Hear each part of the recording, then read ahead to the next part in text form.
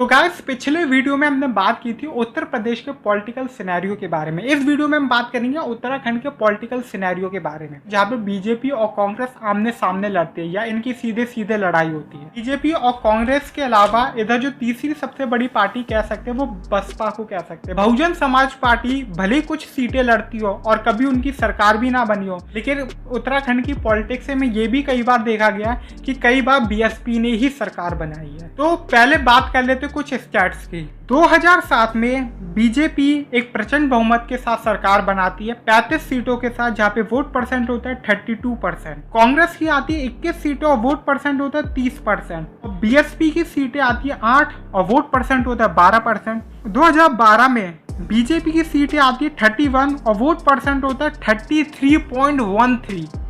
तो वही कांग्रेस का जो वोट परसेंट होता है वो 33.79, मतलब सिर्फ पॉइंट कुछ का फर्क है। और सीटें आती 32, सिर्फ एक सीट ज्यादा। इधर किसी को भी क्लियर कट मेजॉरिटी नहीं मिलती है, तो इधर जो रोल प्ले अच्छा खासा करती है वो बीएसपी करती है। बीएसपी की 3 सीटें होती हैं और 12% वोट शेयर होती है। 2017 में 57 सीटें और 46% वोट शेयर के साथ बीजेपी अपनी सरकार बनाती है। कांग्रेस को 11 सीटें मिलती है 33 वोट परसेंट के साथ, और जो बीएसपी होती है वो 0 पे चली जाती है विद 7% वोट शेयर। बीजेपी में लास्ट इलेक्शन में जो जीत हुई थी वो त्रिवेंद्र सिंह रावत के नाम पे हुई थी। त्रिवेंद्र सिंह रावत को फिर मुख्यमंत्री बनाया गया, लेकिन बीजेपी के अंदर एक इंटरनल डिस्प्यूट देखा जा रहा है, जिसके बाद अगला मुख्यमंत्री हाल फिलहाल में तीरथ सिंह रावत को बनाया गया। तीरथ सिंह रावत जो कि कॉन्ट्रोवर्शियल स्टेटमेंट देते हैं और त्रिवेंद्र सिंह रावत की कई सारे कामों के ऊपर इंक्वायरी बैठाई रखे या फिर उन्हें कैंसिल कर दिया उनकी कई सारी योजनाओं को।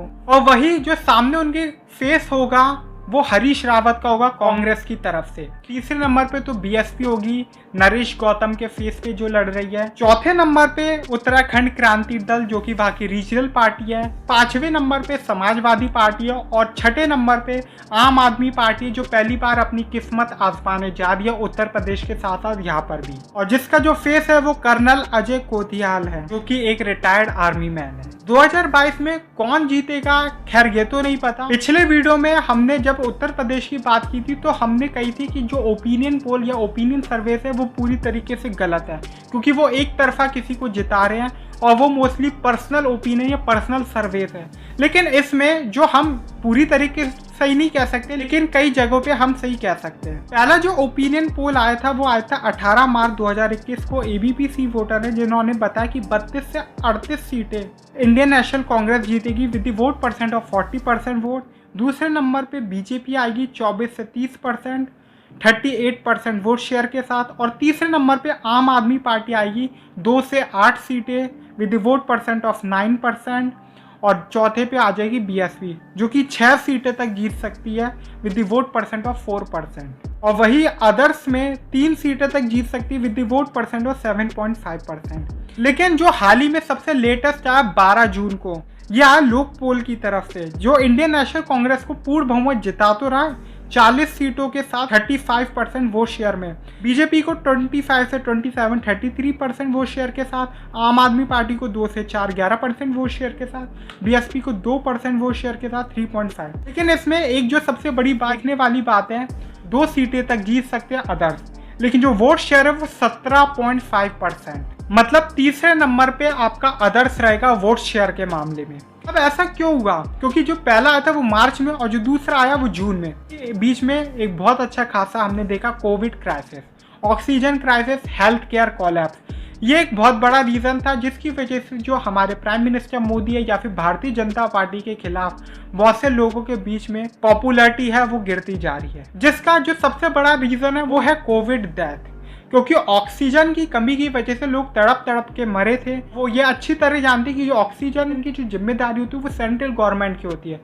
तो ये एक बहुत अच्छा खासा रोल प्ले करेगा 2022 में जितने भी चुनाव होंगे। कि हाँ, बंगाल इलेक्शन में अच्छे खासे लेवल पे रोल प्ले नहीं कर पाया था, क्योंकि जब कोविड क्राइसिस हुआ था तो बंगाल इलेक्शन की आधी वोटिंग हो चुकी थी, लेकिन उसके बाद भी एक तरफा अच्छी खासी जीत मिली थी प्रचंड बहुमत ममता बनर्जी को। अगर हम इन ओपिनियन पोल्स को एकदम एग्जैक्टली ठीक भी नहीं मांगे, फिर भी एक चीज क्लियर है कि इधर इंडियन नेशनल कांग्रेस जो है it will emerge as the single largest party. भले वो अपनी सरकार ना बना पाए, लेकिन पोस्ट पोल के बाद या फिर इलेक्शन के बाद, रिजल्ट के बाद जो तीसरे नंबर पे जो भी पार्टी खड़ी होगी वो बीएसपी जैसी, वो एक इम्पॉर्टेंट रोल प्ले करेगी कि किसकी सरकार बनेगी। वो डिपेंड करता है कि वो कितने सीट्स ला पाती है, क्योंकि एक चीज तो क्लियर है, जो बीजेपी है इस कंडीशन में नहीं है कि वो किसी पार्टी के साथ अलायंस कर सके या कोलिशन कर सके, क्योंकि सारी ही अपोजिशन पार्टीज हैं।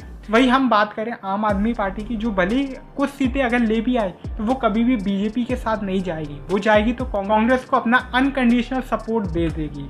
तो वही जो उत्तराखंड की एक लोकल पार्टी है, रीजनल पार्टी उत्तराखंड क्रांति दल, वो भी एक इम्पॉर्टेंट रोल प्ले कर सकती है कि किसकी सरकार बनेगी, क्योंकि कांग्रेस तो भले हरीश सिंह रावत के ही नाम पे लड़ेगी और उन्हीं के फेस पे लड़ेगी, लेकिन बीजेपी अभी भी क्लियर नहीं है कि वो तीरथ सिंह रावत के नाम पे ही लड़ेगी कि नहीं। उधर त्रिवेंद्र सिंह रावत को पद से हटाने की वजह से त्रिवेंद्र सिंह रावत और उनके कई सारे जो सपोर्टर्स हैं वो बीजेपी से खफा है, और जिसका जो रिस्पॉन्स है वो उन्हें आने वाले इलेक्शन में देखने को मिलेगा। तो उत्तराखंड की जो पॉलिटिकल सिनेरियो वो तो क्लियर है कि कांग्रेस अपनी सरकार बना लेगी, चाहे वो अकेले आए चाहे वो किसी के साथ कॉलिजन करे। आई होप आप समझ ही गए होंगे कि उत्तराखंड का पॉलिटिकल सिनेरियो 2022 में क्या होने वाला है। पिछले वीडियो में हमने उत्तर प्रदेश के पॉलिटिकल सिनेरियो के बारे में बात की थी कि 2022 में उत्तर प्रदेश के अंदर किसकी सरकार बनेगी। अगर आपने वो वीडियो नहीं देखी तो आप वो भी देख लीजिए। अगर आपको लगता है उत्तराखंड के अंदर कोई और पॉलिटिकल सिनेरियो हो सकता है तो वो आप कमेंट में मेंशन कर दीजिए।